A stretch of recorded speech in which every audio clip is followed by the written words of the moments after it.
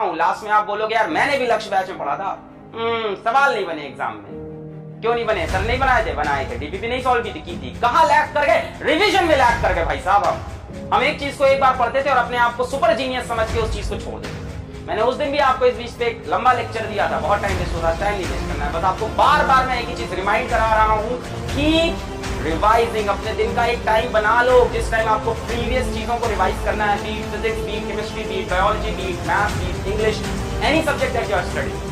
आप जब इसको ऐसे पढ़ते हो ना, बड़ा मजा आता है, क्लास में बड़ा मजा आ रहा है, कॉन्सेप्ट के बाद कॉन्सेप्ट, सवाल के बाद सवाल, सर एक और न्यूमेरिकल, सर डीपीपी भी सॉल्व करेंगे, सर ये भी करेंगे, सर वो भी करेंगे। लास्ट में क्या होता है? मेरे पास इंस्टाग्राम पे इस टाइम भर के मैसेज आते हैं, मेरे पास भर के मेल आते हैं, सर मेरा सब तैयार था, सिलेबस कंप्लीट था, मैं पिछले 3 साल से नीट की तैयारी कर रहा हूँ, 4 साल से नीट की तैयारी कर रहा हूँ, मेरा सिलेबस तैयार है, सब तैयार है, मैं रिवाइज ही नहीं कर पाता सर हर बार। क्या ऐसा है कि इस कंपटीशन को क्रैक करने के लिए 3 साल का समय चाहिए, 4 साल का? बिल्कुल नहीं, समय उतना ही चाहिए जितना दिया गया। उसी समय में रैंकर्स निकलते हैं, उसी समय टॉपर्स निकलते हैं, उसी समय में सिलेक्शंस निकलते हैं। कोई अब नॉर्मल बच्चा आके सेलेक्ट नहीं होता है, ऐसा कुछ नहीं है। मैंने ऐसे बच्चों को सेलेक्ट होते हुए देखा है जिनके 10th में 8 सीजीपीए हो या आईसीएसई बोर्ड की है तो जिनकी 70% हो, 65% हो, और मैंने ऐसे बच्चों को ना सेलेक्ट होते हुए देखा है जिसके क्लास 10th में 10 सीजीपीए रहे हो, 94% रहे हो, 93% रहे हो। सिर्फ और सिर्फ एक आंसर है, कड़ी मेहनत, जुझारू मेहनत।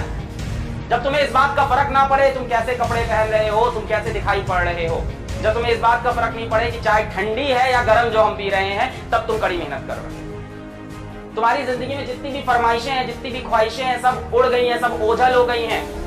ना तुम्हें दोस्ती यारी से मतलब रहा, ना तुम्हें किसी से इश्क मोहब्बत से मतलब रहा, ना तुम्हें इस बात से मतलब रहा कि इस टाइम कौन सी सीरीज आ रही है या मैच कौन सा चल रहा है। अभी आईपीएल होने वाला है, हजारों बच्चे हर साल आईपीएल के चक्कर में अपना कैरियर खराब।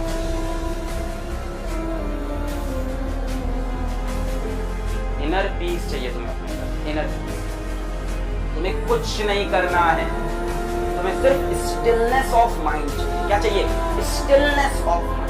देखो एक बहुत बड़ा अंतर होता है between doing nothing and having stillness of mind. बहुत बड़ा डिफरेंस है दोनों बात। Doing nothing and having stillness of mind. Stillness of mind वाला बच्चा भी शांत होता है, डूइंग नथिंग वाला बच्चा भी शांत होता है। But who is doing nothing, जो बच्चा कुछ नहीं कर रहा है, वो सिलेक्शन नहीं पाएगा। और जो स्टिल है, अपनी चीज पे लगा है, इधर उधर कहीं नहीं देख रहा है, किसी और फील्ड में भी नहीं पढ़ रहा है, सिर्फ एक चीज को चेस कर रहा है, दिलो जान से रोज अपनी स्ट्रैटेजी को, अपने गोल को, अपने डेली गोल्स को अचीव कर रहा है, वो सिलेक्ट होगा। कोई एक्स्ट्राऑर्डिनरी चीज करके सिलेक्शन नहीं होता है, सिर्फ ऑर्डिनरी चीजों को रिपीटेड वे में, सेम ट्रैक में कंसिस्टेंट होके करना पड़ता है, और कंसिस्टेंसी गायब होती है। कंसिस्टेंसी हमें गायब होती है। हफ्ते में 2 अच्छे दिन होते हैं, पढ़ाई के 5 खराब दिन हो जाते हैं, और उन 2 अच्छे के दिन पे, 2 अच्छे दिनों के दम पे हम 2 हफ्ते बिताते हैं कि आप पिछले ट्यूसडे तो हमने 8 घंटे पढ़ दिया था, क्या बात, उस मंडे तो हमने 10 घंटे पढ़ दिया था। जरूरत नहीं है आपको, आप रोज 6 घंटा पढ़ो, पर रेगुलर पढ़ो।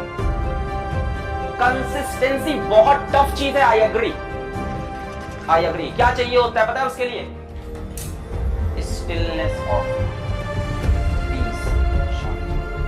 आप 10 झमेलों में खुद को मत फंसाओ, आप अपने लाइफ के एम के लिए क्लियर रहो। आप 10 झमेले में अपने आप को मत फंसाओ कि वो दोस्त लोग कहां घूमने जा रहे हैं, उसने कौन सा नया महंगा मोबाइल खरीद लिया है, उसके पास कौन सा लैपटॉप आ गया है, उसने जाके फेसबुक पे कौन सा मीम बना के हजारों लाइक पा लिया है, उसने, अरे यार ये लाइक वाइक पाने वाले 500 रुपए में बिकते हैं। 500 रुपए, 500 रुपए दे दो, तुम्हारी फोटो शेयर कर देंगे। सब कुछ नहीं है, सब छलावा है, सब छलावा है, सब झूठ है। अपने असली गोल को चेज करो।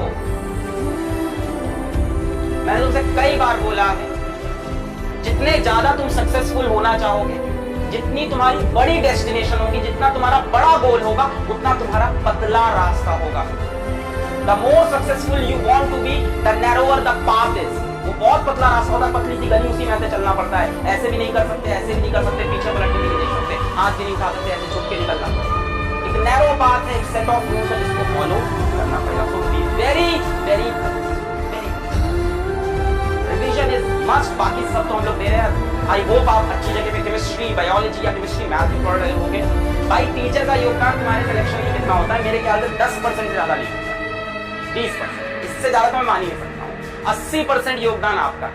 अगर टीचर का योगदान होता तो बड़ी बड़ी कोचिंग में पढ़ने वाले 17,000 बच्चे, 13,000 बच्चे, है ना, जब बंसल क्लासेस स्टार्ट हुई थी वहां कितनी स्ट्रेंथ होती थी? 17,000 बच्चे, 30,000 बच्चे जाते थे। चले कितने सेलेक्ट होते थे? 200, 300, 400। वहां टीचर्स हाई फाई पढ़ा रहे थे, एकदम मटेरियल दे रहे थे एकदम भर भर के, है ना, ये असाइनमेंट, वो असाइनमेंट, ये वो। बस आपके दिल में क्या होता है कि हम तो इतनी बड़ी कोचिंग पढ़ रहे हैं, हमको तो सर इतना अच्छा पढ़ा रहे हैं, हम तो लक्ष्य बैच में सब्सक्राइब है, सारा मटेरियल हमारे पास है, हम पढ़ लेंगे, हम कर लेंगे, हम बाद में कर लेंगे, हम रिवाइज कर लेंगे, हम डीपीपी लगा लेंगे।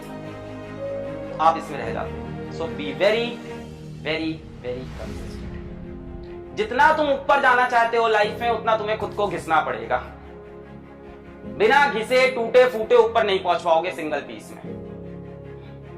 आप सोच रहे हो कि आप दिखो भी एकदम हीरो, लड़कियां दिखें भी एकदम हीरोइन, है ना, आपके फॉलोअर्स भी हो इंस्टाग्राम पे, फेसबुक पे आपके हजारों लाइक्स भी हो, है ना, आपके पास सबसे महंगा मोबाइल, सबसे महंगी गाड़ी हो, सबसे बढ़िया लैपटॉप हो, आपको सारी सीरीज भी पता हो ताकि आप लोगों से चर्चा कर पाओ। एक तो अजीब ट्रेंड चल रहा है। तुमने डार्क देखी है, तुमने गेम ऑफ थ्रोन्स देखा है, तुमने ये देखा, मैंने आज तक ना देखा। ये लोग कह के परेशान है, गेम ऑफ थ्रोन्स देखना देखा मैंने, कहा देखूं मैं, कहा मिल गया तुमको गेम ऑफ थ्रोन्स मिल गया, क्या अचीव किया तुमने लाइफ में? इन सब चीजों में जो नहीं पड़ेगा, जो संघर्ष करेगा वो पहुंचेगा।